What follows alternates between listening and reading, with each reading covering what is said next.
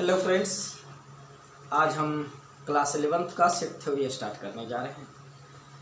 इसमें सबसे पहले हम थ्योरेटिकल पार्ट को देखेंगे, उसके बाद फिर न्यूमेरिकल पार्ट पे जाएंगे। न्यूमेरिकल के थ्रू हम लोग सारा कॉन्सेप्ट समझ सकते हैं, क्योंकि मैथमेटिक्स में अगर क्वेश्चन नहीं करेंगे तो फिर थ्योरी का कोई मतलब नहीं होता है।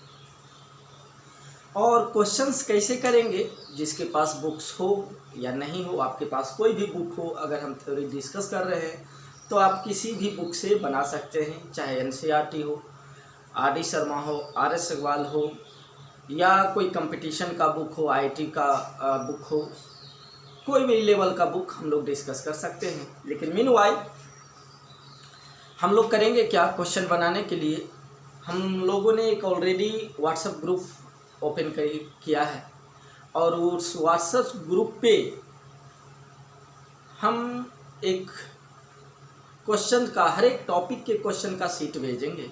पीडीएफ सीट होगा जिसमें लेवल वाइज क्वेश्चंस होगा, सारे लेवल्स का होगा। Level 1 important for NDA board exam के लिए इम्पोर्टेंट है। लेवल 2, लेवल 3, 2 और 3 आईआईटी जेईई लेवल का क्वेश्चन होगा। और लेवल 4 में previous competitive exams like NDA या आईटी में पूछा हुआ क्वेश्चंस वो सब होंगे। तो वो सारे क्वेश्चंस उसमें होंगे, और उस प्लेटफॉर्म पे, उस जो व्हाट्सएप ग्रुप है उस प्लेटफॉर्म पे हम सारा क्वेश्चन को डिस्कस करेंगे। जिस किसी का भी क्वेश्चन में कन्फ्यूजन होगा वहाँ पे हम लोग डिस्कस कर सकते हैं। हम लोग सॉल्यूशन या तो रिटन के थ्रू या फिर वीडियो के थ्रू हम लोग दे सकते हैं। और ताकि समझने, मैथमेटिक्स में अगर क्वेश्चन नहीं समझ में आ रहा तो फिर मैथमेटिक्स का कोई पर्पस नहीं होता है। इसके लिए क्वेश्चन को 1 बाय 1 क्वेश्चन करना ज़रूरी है। पहले हम लोग इसमें थ्योरेटिकल लिखेंगे, पहले नोट डाउन करेंगे, इसको हम जूम करके दिखा देंगे ताकि नोट डाउन कर लें, और उसके बाद फिर एक एक करके हम समझा देंगे। व्हाट्सएप ग्रुप का जो नंबर है, ये नंबर है 870999। नोट डाउन कर लें, जो कनेक्ट नहीं हुए हैं, अगर कनेक्ट होना चाहते हैं 8709979750। ये व्हाट्सएप ग्रुप है। व्हाट्सएप ग्रुप के थ्रू हम लोग सारा काम करेंगे। और अभी जो सैनिक स्कूल में 10th पास किए हैं उनके लिए बहुत इम्पोर्टेंट है, ताकि इधर मीनवाइल जब तक यहाँ पे हैं, घर पे हैं, लॉकडाउन की स्थिति में हैं, तब तक आप तो मैक्सिमम टॉपिक कोशिश करेंगे कि हैंडल करने का। उसके अकॉर्डिंग आपको काम करना क्या होगा कि वीडियो देखने के बाद, समझने के बाद, इसमें भी अगर कहीं कोई दिक्कत होती है कि सर ये पार्ट हमको क्लियर नहीं हो रहा है, तो आप हम लोग उस व्हाट्सएप ग्रुप के थ्रू हम लोग उसको फिर से कन्वे कर सकते हैं, दूसरे मेथड से समझाने की कोशिश करेंगे। पहले इसको नोट डाउन कर लिया जाए, फिर हम आगे बढ़ेंगे। इसको बारीकी से मैं जूम करके दिखा रहा हूँ, इसे लिख लें तरीके से, जस्ट टेक डाउन। उसके बाद एक एक कर कर मैं एलोबरेट करूँगा ताकि आपको सब कुछ समझ में आ जाए क्या और कैसे होता है, कहीं कोई दिक्कत नहीं आएगी। सारे सॉल्यूशन के लिए मैं हूँ, और आई एम डैम श्योर कि अगर जिस तरीक़ा से मैं कह रहा हूँ उस तरीक़ा से अगर आप काम करेंगे तो रिजल्ट डेफिनेट है। आप जो भी गोल अचीव करना चाहते हैं उसमें कोई बाधा नहीं आएगी। कुछ लोग एनडीए के लिए भी जा सकते हैं, तो एनडीए के लिए भी इम्पोर्टेंट है, क्योंकि मैथमेटिक्स एक सेपरेट पेपर होता है एनडीए में, तो दिक्कत नहीं आएगी। और आईआईटी के लिए भी इम्पोर्टेंट है, बहुत इम्पोर्टेंट है। वो हम लोग बता देंगे कि कहाँ पे कैसे क्या क्या होना चाहिए, एक एक करके ध्यान देंगे। पहले नोट डाउन कर लें, आगे बढ़ते हैं। एक एक करके समझाने की कोशिश करता हूँ, समझने का कोशिश करेंगे आप लोग। सेट कहते किसको हैं? It is a collection of well-defined objects which is distinct and distinguishable. यानी वेल डिफाइंड एक टर्मिनोलॉजी आया यहाँ पे, collection of well defined object, यानी इसको हम इस तरीका से भी कह सकते हैं कि it is a collection of objects which follow some rules, some regulation, some manners, यानी वो जो ऑब्जेक्ट्स है कोई माइनर फॉलो कर रहा है, उस माइनर के थ्रू वो ऑब्जेक्ट्स को वहाँ रखा गया है या उस तरह से है। जैसे एग्जांपल देते हैं वेल डिफाइंड का क्या मतलब है। जैसे अगर हम बोलें कि क्लास के सारे स्मार्ट बच्चे खड़े हो जाए, तो ये सारे स्मार्ट बच्चे, तो स्मार्ट किसको कहेंगे किसको नहीं कहेंगे, कौन बच्चे खड़े होंगे कौन नहीं खड़े होंगे, ये वेल डिफाइंड नहीं है। क्योंकि स्मार्ट जो है कोई डिफाइंड पैरामीटर नहीं है किसी को डिस्टिंग्विश करने का, किसी को डिफरेंट अपने आप को करने के लिए, this is not the correct parameter, तो ये वेल डिफाइंड नहीं है। अगर यही बोले कि क्लास के सारे बच्चे वो खड़े हो जाए जो जिसका हाइट 5 फीट से ऊंचा, तो ये वेल डिफाइंड है कि एक पैरामीटर है that is well defined 5 feet, या 5 फीट से हाइट जिसका ज़्यादा है वो खड़े हो जाए, तो 5 फीट तो वेल डिफाइंड है। या अगर हम ये कहें कि क्लास के वो सारे बच्चे जिनका मार्क्स मैथ्स में 80 मार्क्स से ज़्यादा आया हो वो खड़े हो जाए, तो ये डिफाइंड है 80% या 80 मार्क्स से ज़्यादा स्टूडेंट्स वाले ही खड़े होंगे, तो यहाँ पे वेल डिफाइंड है। अगर हम बोलें कि क्लास के सारे इंटेलिजेंट स्टूडेंट खड़ा हो जाए, this is not the well defined parameter, और इसमें कौन खड़ा होगा, who is the intelligent who is not intelligent, it is not the best parameter to distinguish, तो ये वेल डिफाइंड का ये मतलब है। बाकी क्वेश्चंस के थ्रू ही हम जो पीडीएफ भेजेंगे वो क्वेश्चंस में भी बहुत सारे कुछ आइडिया लग जाएगा कि क्या वेल डिफाइंड है क्या वेल डिफाइंड नहीं है। ये सारे एलिमेंट्स को, सारे ऑब्जेक्ट्स को हम एक करली ब्रैकेट में कॉमा डालकर लिखते हैं। Separated every each and every elements are separated by comma written in the curly bracket, और सेट को हम कैपिटल लेटर से ही रिप्रेजेंट करते हैं, जैसे ए बी सी या करली ब्रैकेट है ना, करली ब्रैकेट के अंदर जो भी एंट्रीज होगा, जो भी एलिमेंट्स लिखे जाएंगे वो कोमा से सेपरेटेड होगा, और उसके अंदर के जितने भी ऑब्जेक्ट्स होंगे they are called elements of the sets. Next है कार्डिनल नंबर। कार्डिनल नंबर होता है कि एक सेट में how many numbers of elements, अगर 5 एलिमेंट्स हैं तो कार्डिनल नंबर उसका क्या हो जाएगा 5। अगर जिस सेट में कोई एलिमेंट नहीं है, फॉर एग्जांपल अगर हम कहें कि क्लास के वो सारे बच्चे खड़े हो जाएं जिनका हाइट 8 फीट से ज़्यादा है, तो नहीं है, 8 फीट से ज़्यादा हाइट क्लास में कोई बच्चे नहीं हैं, तो यहाँ का कार्डिनल नंबर कितने एलिमेंट्स हुए हमको 0, यानी कार्डिनल नंबर इसका 0 हो जाएगा, जो कि आगे हम लोग पढ़ेंगे। इस टाइप के सेट को हम क्या कहेंगे, नल सेट, है ना। तो cardinal number of elements of a set are called cardinal number, यानी ए अगर 1 2 ये से कितने एलिमेंट्स हैं 1 2 3 4 5 6 एलिमेंट हैं, तो इसको इस तरह से लिखते हैं n of A, n numbers of elements of set A equal to 6, या कार्डिनल नंबर इस एलिमेंट सेट ए का कितना है 6 हो गया। सेट को रिप्रेजेंट करने के लिए भी तरीका है, there are 2 methods to represent the sets. One method is called set listing methods. Set listing methods का मतलब हुआ, ये वर्ड से ही लग रहा है लिस्टिंग, लिस्ट करना। हम लोग गांव में या कभी घर पे गए होंगे तो होता है कथा पूजा, तो उसमें कहा जाता है कि चलो लिस्ट तैयार किया जाए, या हम लोग भी कोई प्रोग्राम करते हैं तो क्या क्या लाना है, चलो लिस्ट तैयार किया जाए। लिस्ट तैयार करने का मतलब 1 by 1 हम लोग नोट डाउन करेंगे सारे नंबर्स को। तो वहीं यहाँ भी सेम फिजिकल मीनिंग है, सेट लिस्टिंग मेथड्स। यानी सारे एलिमेंट्स को लिस्ट करके लिखना होगा, कॉमा करके। ये this is the listing method. ये मेथड्स को यानी सारे एलिमेंट्स को अगर सेपरेट करके हम लिखें, that is called the set listing methods, या इसको रोस्टर मेथड भी हम लोग कहते हैं। कॉमा से सेपरेटेड होगा, ब्रैकेट में होगा, कर्ली ब्रैकेट में होगा। नेक्स्ट है सेट बिल्डर मेथड्स या सेट रूल मेथड्स। इसमें हमारा जो एलिमेंट्स का एक कैरेक्टराइज प्रॉपर्टी है, उस प्रॉपर्टी को यहाँ पे हम लोग लिखते हैं कि वो क्या कैसा प्रॉपर्टी बिहेव कर रहा है। जैसे फॉर एग्जांपल अगर हम लिखें,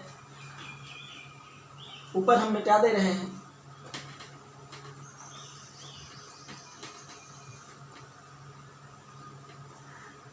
अगर हम लिखें a बराबर 3, 6, 9, 12, 15, ये हुआ लिस्टिंग मेथड्स। अगर सेट बिल्डर फॉर्म में लिखें तो हम इसको लिख सकते हैं x सच दैट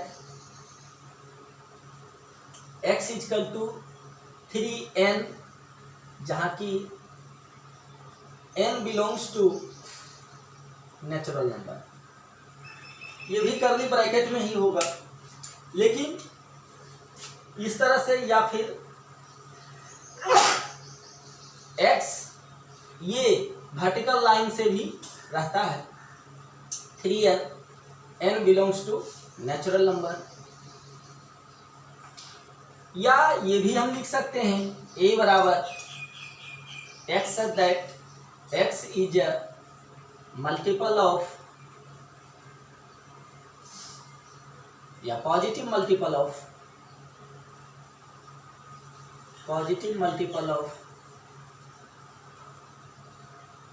3, ये भी लिख सकते हैं। तो ये सिंबल का मतलब है, ये या ये लिखा रहे, इसका मतलब है, इसको क्या पढ़ेंगे, such as x such as x equal to 3n। यानी ये कैरेक्टर प्रॉपर्टी थ्रो की बता रहा है कि ये 3 का मल्टीपल के फॉर्म में लिखा हुआ है। तो हमको ये सारे एलिमेंट्स को लिखने का जरूरत नहीं है, ये लिस्ट बनाने की जरूरत नहीं है। We will write the characteristics of the elements. तो ये या ये दोनों, ये सेट बिल्डर फॉर्म में लिखने का अलग अलग तरीका हो सकता है। It is not hard and fast rule कि this is the correct method, या यही होगा। ये भी हम लिख सकते हैं, ये भी मेरा गलत नहीं है, ये भी हो सकता है, ये भी हो सकता है। इस तरह से लिख सकते हैं, या वर्टिकल लाइन डॉटेड या वर्टिकल लाइन से भी हम लोग इसको रिप्रेजेंट करते हैं। तो सेट को रिप्रेजेंट करने का 2 मेथड्स हैं। इस मेथड से लिखा रहेगा तो क्वेश्चन में कहेगा कि अगर सेट बिल्डर में है तो इसको कहा जा सकता है कि आप इसे लिखिए लिस्टिंग मेथड में, या लिस्टिंग मेथड या रोस्टर मेथड में दिया रहे तो उसको सेट बिल्डर फॉर्म में या सेट रूल मेथड में लिखने को दिया जा सकता है, तो हम लोग लिख सकते हैं। नेक्स्ट है types of sets. Different types of sets है। पहला फाइनाइट सेट। फाइनाइट सेट्स का ऑटोमेटिक इसका मतलब ही है कि फाइनाइट होना चाहिए नंबर ऑफ एलिमेंट्स। हम डेफिनेशन लिख नहीं गए हैं, you note down. Finite sets the number of elements are definite. इसमें डेफिनिट नंबर ऑफ एलिमेंट्स है, we can count all the elements. Indefinite elements, indefinite sets the number of elements are not definite. Infinite number of elements are there in the indefinite sets. For example अगर हम कहें set A is the collection of all natural numbers, तो natural numbers को अगर सारे हम list में लिखें तो it is possible to write down? नहीं। हाँ, सेट बिल्डर फॉर्म में हम उसको लिख सकते हैं, है ना। तो लिख तो दोनों फॉर्म में सकते हैं, सेट बिल्डर फॉर्म में और इसमें भी। जैसे देखिए इनफाइनाइट नेचुरल नंबर हम क्या लिखेंगे, ए बराबर 1 2 3 4 डॉट डॉट डॉट, अंडरस्टूड है।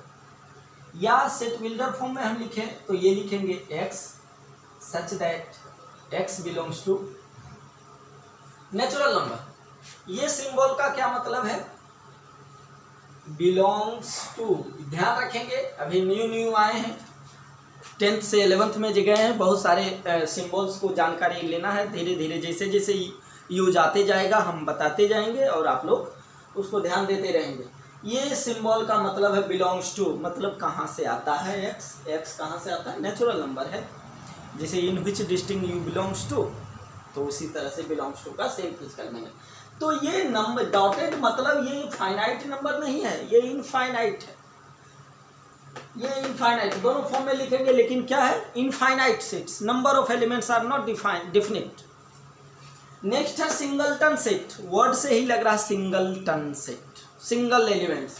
कोई भी सेट का अगर एक ही एलिमेंट हो, जैसे ए बराबर अगर हम लिखें 5, इसमें कितने एलिमेंट्स हैं, एक एलिमेंट्स, तो ये क्या हो जाएगा सिंगलटन सेट, सिंगलटन सेट। अगर इसको हम कोई एग्जांपल इस तरह से, इस तरीका से भी लिखा जा सकता है, x such that x is the solution of, x is the solution of x minus two the whole square equal to 0। ये सेट बिल्डर फॉर्म में है। x क्या लिखा हुआ है, x is the solution of x minus 1 का whole square equal to 0। तो अगर इसको हम सॉल्व करेंगे तो ये क्या मिलेगा, x बराबर 1, सिर्फ एक ही एलिमेंट। तो अगर इसको हम लिस्ट मेथड में लिखें तो ये क्या लिखेंगे 1। ये कैसा सेट हो गया, सिंगलटन सेट, एक ही एलिमेंट आया इसमें, इसलिए this is called singleton set. Next है नल, एम्प्टी या वाइड सेट, सबको एक ही मीनिंग है। नल सेट कहें या वाइड सेट कहें या एम्प्टी सेट कहें, सबका एक ही मीनिंग है। मतलब वर्ड से ही लग रहा है कि इसमें कोई एलिमेंट नहीं हो, तब तो नल सेट है। जैसे इसका रिप्रेजेंटेशन हम कहेंगे या तो ब्लैंक रहे या फिर ये इसको हम पढ़ते हैं 5, इसको क्या पढ़ेंगे 5, या कर्ली ब्रैकेट के अंदर कोई एलिमेंट ना रहे तो ये क्या कहलाएगा नल सेट। जैसे for example x, same question रहे, x such that x is the solution of x minus two the whole square is less than 0। x minus whole square is less than 0, तो इसको हम solve करेंगे। ये symbol का क्या मतलब है, लेस देन 0। तो x माइनस 1 का होल स्क्वायर लेस देन 0, एक कोई भी वैल्यू हमें रखें, स्क्वायर कभी नेगेटिव हो सकता है, नहीं हो सकता है, यानी इसमें कोई x का वैल्यू सेटिस्फाई नहीं करेगा जो कि 0 से छोटा हो। तो इस केस में हम क्या कहेंगे कि क्या है, x बराबर 0 नहीं लिखेंगे, 0 तो एक एलिमेंट हो गया, नो सॉल्यूशन। यानी हम कहेंगे अगर सेट A है, A बराबर अगर लिख रहे हैं तो सेट A बराबर हम क्या लिखेंगे 5, या फिर सिंपल अंदर में कोई एलिमेंट नहीं डालेंगे। अब यहाँ पे एक कंफ्यूजन रहता है कि अगर हम ये लिखें A बराबर ये और B बराबर, what is the difference between both A and B। ये हो गया नल सेट, नल सेट, और ये हो गया सिंगलटन सेट। क्योंकि इस ब्रैकेट के अंदर अगर कुछ भी एलिमेंट है तो वो तो कुछ भी ऑब्जेक्ट है तो वो एलिमेंट रिप्रेजेंट करेगा। इसके अंदर ये 5 ही है, लेकिन ये कर्ली ब्रैकेट के अंदर है, इसलिए ये एक एलिमेंट रिप्रेजेंट करेगा, और ये सिंगल एलिमेंट है इसलिए सिंगलटन सेट। ये कर्ली ब्रैकेट में नहीं है, पहले ही बताया कि अगर इस तरह से सिर्फ रहे तो ये नल सेट को रिप्रेजेंट करेगा, यानी इसका मतलब कोई एलिमेंट नहीं है। नेक्स्ट है इक्विवेलेंट सेट। इक्विवेलेंट सेट ध्यान से सुनेंगे। इक्विवेलेंट सेट होता है 2 और more sets having same cardinal number. अगर कार्डिनल नंबर सेम है तो वो क्या कहलाएगा, इक्विवेलेंट सेट। कार्डिनल नंबर का मतलब क्या हुआ, the number of elements are same. Number of elements, element same होना it is not necessary, number of element same होना चाहिए। जैसे अगर A बराबर है 1 2 3 और B बराबर है ABC, तो इसमें कितने एलिमेंट है 3, इसमें भी कितने हैं 3। तो दोनों में 3 3 है, यानी दोनों सेट क्या हो गया, set A is equivalent to set B. ठीक है, यानी कार्डिनल नंबर सेम होना चाहिए। यानी हम कह सकते हैं कि एन ऑफ ए बराबर एन ऑफ बी होना चाहिए। अगर number of elements in set A is equal to number of elements in set B, it is not necessary both the elements are same. हो भी सकता, नहीं भी हो सकता, तो लेकिन नंबर जितने होने चाहिए वो दोनों में सेम होना चाहिए, तो इक्विवेलेंट सेट होगा। नेक्स्ट है इक्वल सेट। इक्वल सेट्स का मतलब हुआ कि same element, same number of elements और सेम एलिमेंट भी होना चाहिए। तो इसको हम लिखेंगे ए बराबर बी। ऐसे अगर दे दे ए 1 2 3, बी दे दे 1 2 x, और बोले कि इफ ए बराबर बी देन फाइंड x, तो x क्या होना चाहिए, इक्वल होने के लिए 3, x बराबर 3 हो जाएगा, है ना। तो इक्वल सेट्स में क्या है कि नंबर ऑफ एलिमेंट्स तो सेम होना ही चाहिए, उसके अलावा एलिमेंट्स भी सेम होना चाहिए। जो एलिमेंट्स सेट ए में है वही एलिमेंट सेट बी में भी होना चाहिए, तो वो क्या कहलाएगा, इक्वल सेट। अगर ये इक्वल देके साइन कर दे इस तरह से, यानी इसका मतलब क्या हुआ, नॉट इक्वल, नॉट इक्वल। ठीक है, आगे बढ़ते हैं हम। यूनिवर्सल सेट, यहां देखेंगे यूनिवर्सल सेट। यूनिवर्सल सेट अलग अलग क्वेश्चन के लिए अलग अलग उसका यूनिवर्सल होता है, इसीलिए दिया गया कि it is the set which includes all the sets under consideration. जैसे अगर हम लिखें कि कोई सेट है, अगर हम लिखें ए बराबर A B C D Z और बी बराबर A E I O you, सी बराबर कॉन्सोनेंट, ऐसे ही लिख रहे हैं ऑल द कॉन्सोनेंट,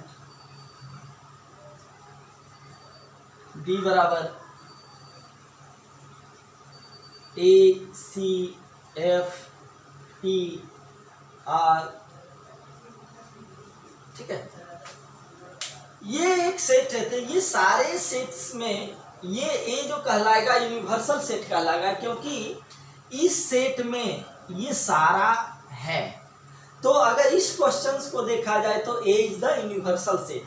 अगर हम कोई और लेते हैं, ए बराबर 1 2 3 4 20 तक, बी बराबर 1 3 5 7 19 तक, सी बराबर 2 4 6 20 तक, डी बराबर 3 5 8 9 12, इस तरह से। तो इसमें यूनिवर्सल सेट क्या कहलाएगा, ए। इसमें सारे सेट्स ये है, तो इसका यूनिवर्सल सेट ये हो गया, इसका यूनिवर्सल सेट ये हो गया। तो अलग अलग क्वेश्चन का अलग अलग यूनिवर्सल सेट होगा, इसीलिए लिखा गया कि ये अंडर कंसिडरेशन है।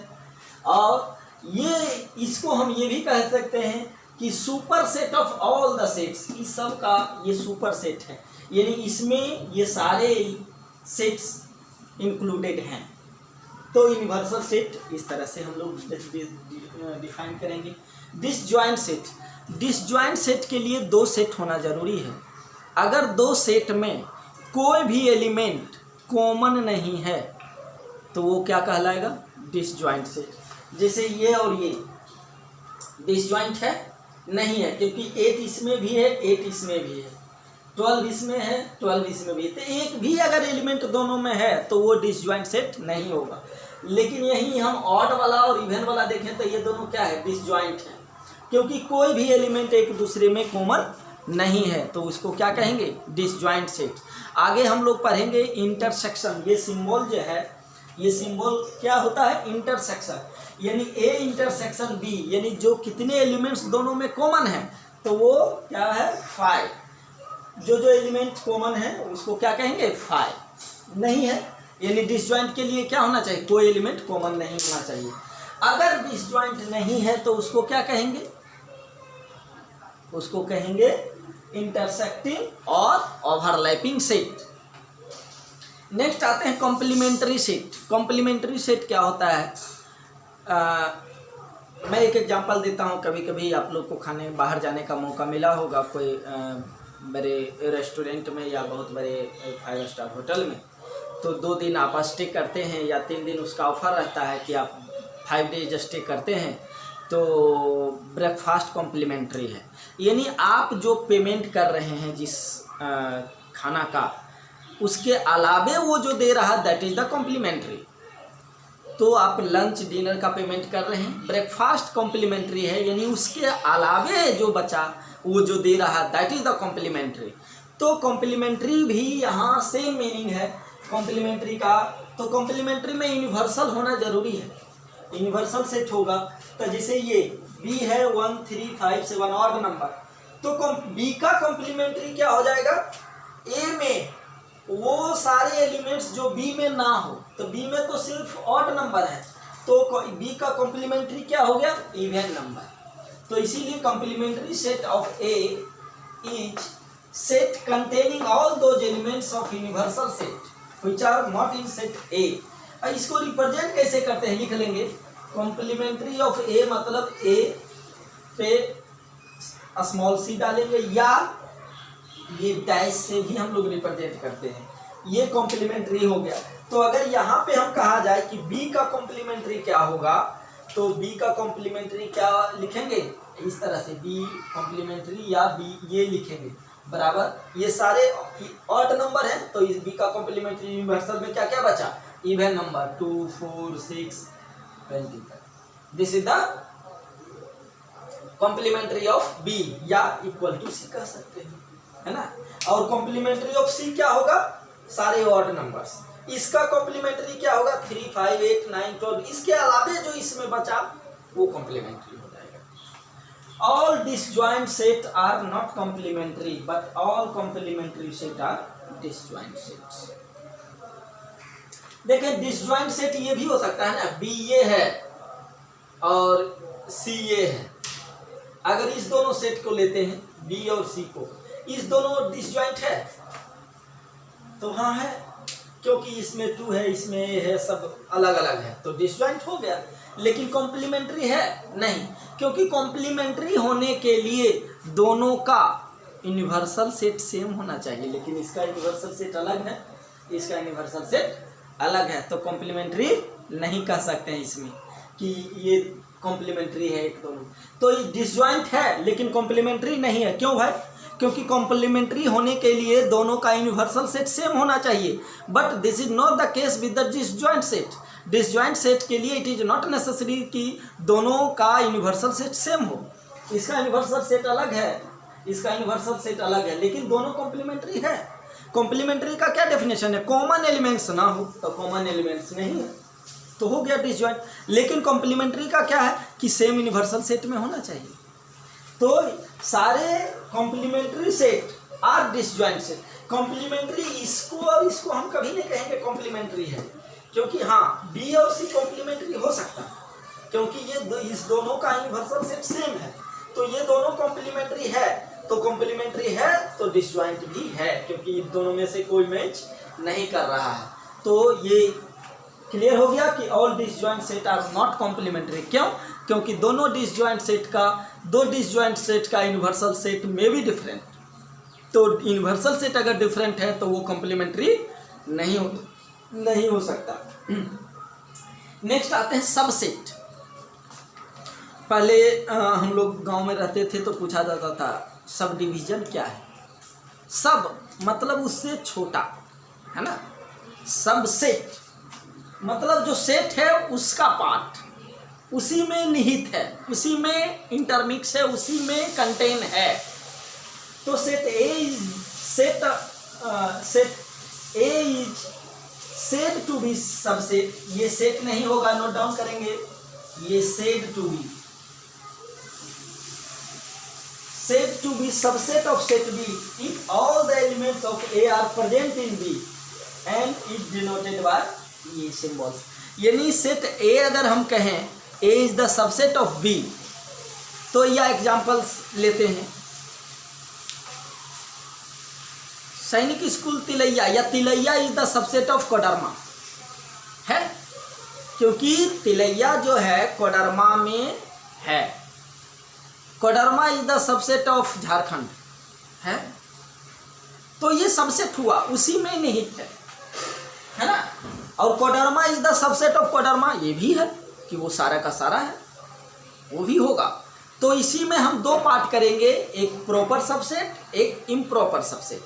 प्रॉपर सबसेट होता है जैसे Tilaiya is the subset of Koderma, तो यानी तिलैया के अलावे भी कोडरमा में है जगह है जो कि तिलैया में नहीं है, तो ये हो गया प्रॉपर सबसेट। यानी प्रॉपर सबसेट अगर हम कहें A is the proper subset of B, इसका मतलब कि ए का सारा एलिमेंट्स तो बी में है ही, लेकिन उसके अलावे भी कुछ एलिमेंट्स हैं, कम से कम एक एलिमेंट्स ज़्यादा है जो कि ए में नहीं है, तो ये क्या कहेगा प्रॉपर सबसेट। इम्प्रॉपर सबसेट जैसे Koderma is the subset of Koderma, यानी दोनों बराबर हैं, तो वो सबसेट कहलाएगा कैसा, इम्प्रॉपर सबसेट। यानी सारे एलिमेंट्स ए का बी में हो और बी में कोई भी एक्स्ट्रा एलिमेंट्स नहीं हो, यानी ए बराबर बी अगर हम कहें तो वो क्या कहलाएगा, इम्प्रॉपर सबसेट, प्रॉपर नहीं है।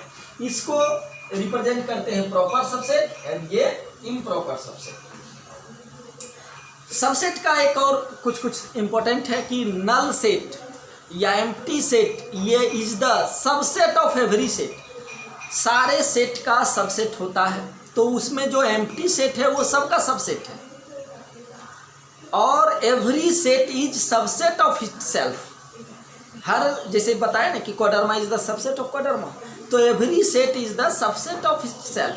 अगर हम सबसेट लिखें, जैसे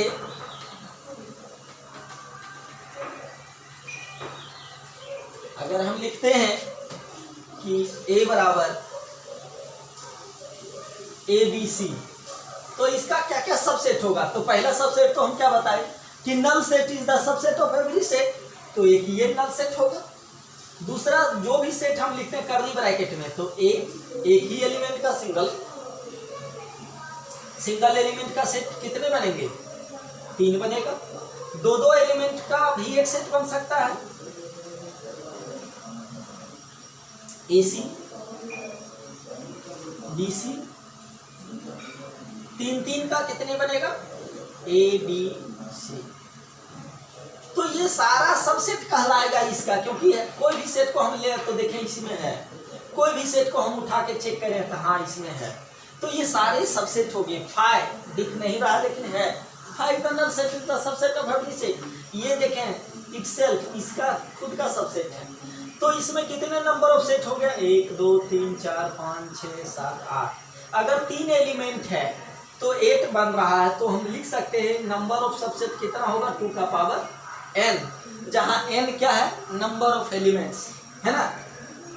आगे हम पावर सेट में यही लिख रहे हैं कि the collection of all the subsets of a set is called power set. और सेट ए, अगर set A has n element, then total number of subset is 2 to the power n। Power set को इस तरह से लिखते हैं P of A बराबर 2 to the power n, यानी power set of A equal to 2 to the power n। एक और ये अगर इस तरह से सिंबल रहे उल्टा, सबसेट का उल्टा, तो इसको B को कहेंगे super set of A, B is the super set of A। तो इस तरीका से हम लोग आज का कंटेंट यहीं तक रखेंगे, आज यहीं तक हम लोग डिस्कस करेंगे। इस बेस पे आपको कुछ अगर क्वेश्चन होता है, क्वेश्चन मिलता है, तो उसको क्वेश्चन बनाने का कोशिश करेंगे, या फिर हम व्हाट्सएप नंबर जो दिए हैं उस पर हम क्वेश्चन का सेट भेजेंगे, उसमें जहाँ तक होगा आप लोग सॉल्व कर सकते हैं, जहाँ तक पढ़ाया गया है वहाँ तक बना सकते हैं, उसके बाद फिर हम लोग आगे प्रोसीड करेंगे, फिर आप बनाएंगे। ध्यान रहे क्वेश्चन से हिचकिचाना नहीं है, क्वेश्चन बनाते रहना है, और जो भी क्वेश्चंस होगा हम लोग डिस्कस करेंगे। Feel free to ask. Thank you.